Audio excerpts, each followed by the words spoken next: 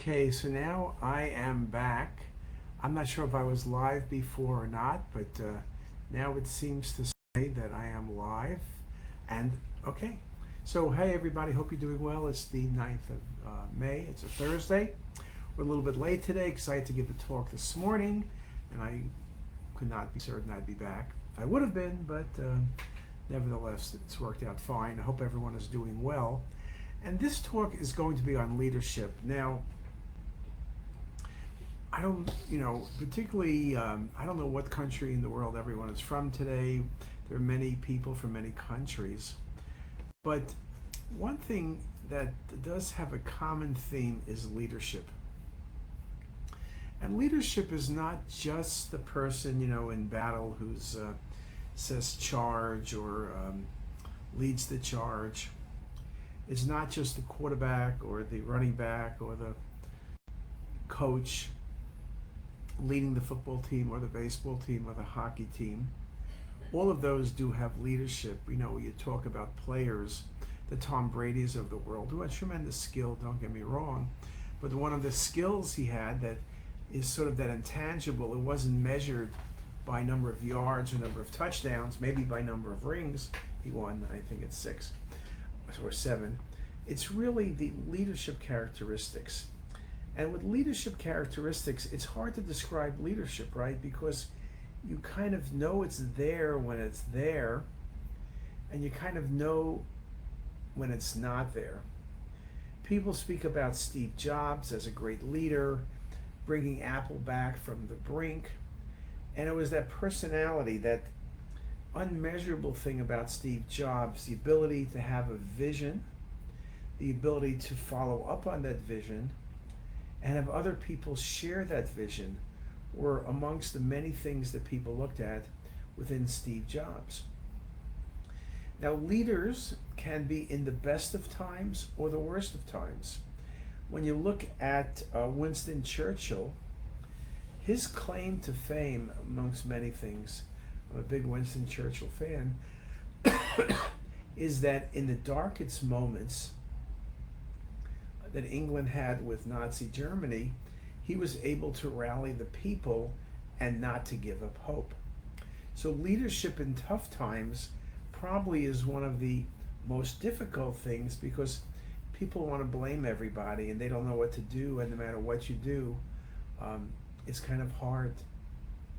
In good times, leadership is easy, right? Because everybody's happy.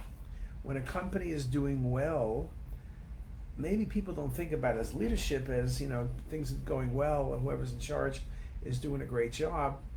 The truth is, you could be doing well today and the person in charge is making decisions about tomorrow and making stupid decisions that while you're doing well today, tomorrow you're bankrupt. Think about the people at Kodak, when they had the opportunity to go digital and they said no. In the short term, they looked great. They were selling all the film they could make. 3 years later, nobody was buying film. Everybody was buying digital cameras or iPhones. So you have to realize that leadership is being able to see beyond the mountain. Moses, one of the classic leaders, took the Jewish people out of Egypt, took them to the promised land, but was never allowed into the promised land. He was able to see across the river the promised land, but was never able to get there. Moses, remember, he took them out of Egypt, he crossed the Red Sea, split the Red Sea, and then spent 40 years walking in circles as God replaced all of the people who left Egypt by people who might be less doubtful. And then at the end, Moses also met the same fate. So it's hard to predict leadership. You look at all the things going on in the United States at the colleges, it's an embarrassment to open the newspapers. People are camping, people are breaking the law, and nothing happens in many of the places, or they're negotiating, or they're doing this, that, and the other, which is all great, but it's disrupting everything for everybody. You have a 50,000 person campus and 100 people are complaining. I don't know. But the presidents need to provide leadership. You remember in Congress a few months ago, what they have, the president of MIT and Harvard and Penn, and they couldn't answer a simple question. Was that leadership? I don't think so. I think 2 or 3 of them have gotten fired by now, but that wasn't leadership. That was an embarrassment. We talk about in the U.S., I'm not political, but is Biden a leader? Is Trump a leader?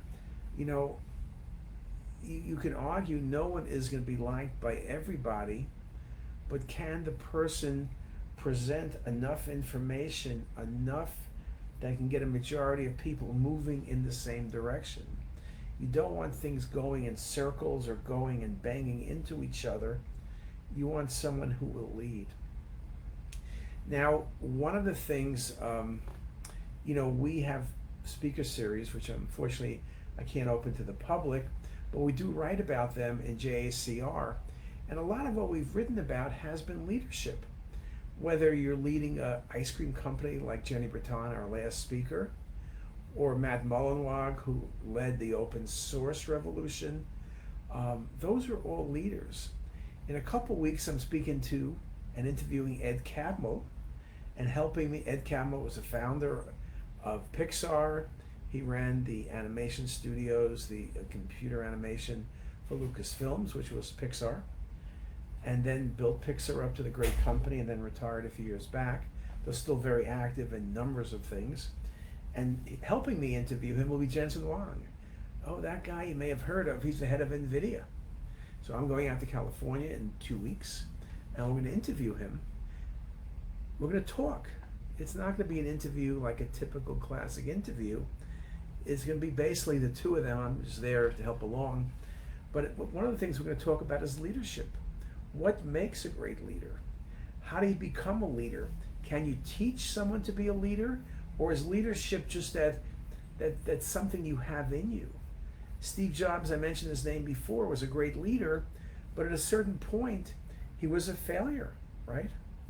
He came back, changed, and led people up that great mountain. So you're not always born a leader, okay? Some people are, there's natural leaders, and in kindergarten and first grade, the kids are following them and follow them through the rest of their life. There's some people who are quiet, and later in life or later on at some point, their passion brings them to great things. I've interviewed many people, we've written many articles. Horst Schultes, head of the Ritz-Carlton, right? Spoke about leadership, how he did it. We've had Eric Becker, how he built companies, how he challenged things, how he needs to set the tone for the other employees, that people look to the leaders to help them in good and bad times. The companies that did well during COVID, when it looked like the world was going to end. I mean, it was a miracle with Pfizer and everything else that we only killed 2 years. Remember, until Pfizer came up with the vaccine, every vaccine took a minimum of 10 years. No one knew could we do it or not. But the companies that did well were led by people who had visions, who kept things together, who kept people together in the difficult times, and were able to move forward in the hard times and move forward in the good times. You look at Disney. Bob Iger resigned or retired. Then he got somebody else, which he helped pick. The guy was terrible. He antagonized everybody. He was the antithesis of a leader, and eventually got canned, and Bob Iger came back. And the company is not recovered yet, but they've come a long way back. Bob Iger is older, and he'll be there a couple more years, but he knew about leadership, that he needed to create the vision for other people to follow. People sometimes do like to create visions and plan things and do this, but most people want someone who will take the risk, take the responsibility, and they want to follow. But if I'm giving you my authority to lead me, I want you to lead me. I want you to show that you have passion for the task.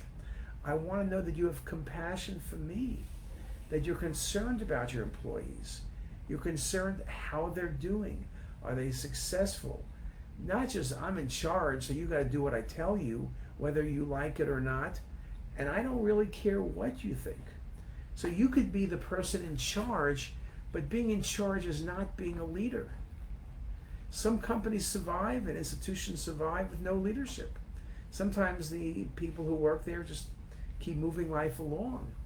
But the companies that do have leaders are the ones that survive and are multi-generational companies. You look at Warren Buffett. He's a leader. I watched Buffett this past weekend, all 94 years of age or so, talking about what he does, how he does it, how he thinks, and how people do listen to him and invest with him and stay with him for years and years and years because he was a leader. He had that certain secret sauce. When you look at AI, the same thing, the companies that are doing well kind of have that secret sauce. They have leadership that knows the challenges of AI, knows the difficulty, knows the challenges with what's right and what's wrong and how to separate the two, and teach their employees, their colleagues, how to do that. And if they don't know how, they listen. I think leadership is listening as much as saying charge.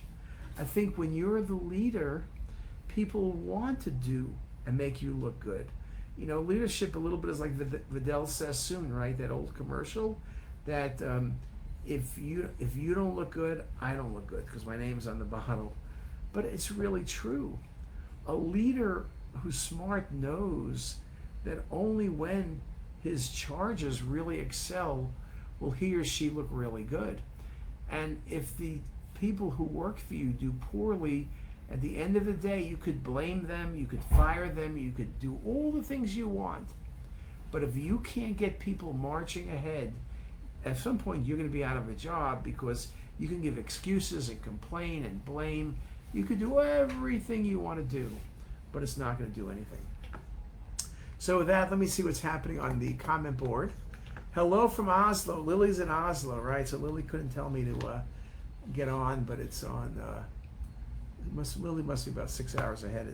It's late evening. Hope she's having a good time. And here's Hassan Kabiri. Probably doesn't know Lily, but he's from Norway. And last time I looked, Oslo was in Norway, so they're in the same part of the world, same country, is even closer. Again, hopefully you've read some of our articles. Look at JACR. You can look my name up and look at JACR on PubMed. You can see a lot of the articles we've written about leadership. Hopefully we'll be writing some really good articles, Elias and Ryan, on the conversation we have with Ed Catmull and Jensen Wang in 2 weeks. And hopefully we're going to find out from them what makes leadership and who do they think are leaders. It's interesting to look at people who are successful, who are the best of leaders. Who do they think are leaders? Who do they think has met the test of time? Is it Larry Ellison? Is it Steve Jobs? Is it Warren Buffett? Is it all of them? None of them? We'll see with the questions. So it'll be kind of interesting, and I look forward, and I'll say hi, and I'll kill the name here, but Nayadanu Felix from Ghana. So we do get around. I mean, that is the one thing of many things about the web that it's amazing on a Facebook Live that you can have so many people in so many places. But anyway, I wish everybody a great day and see you next week. Bye, guys.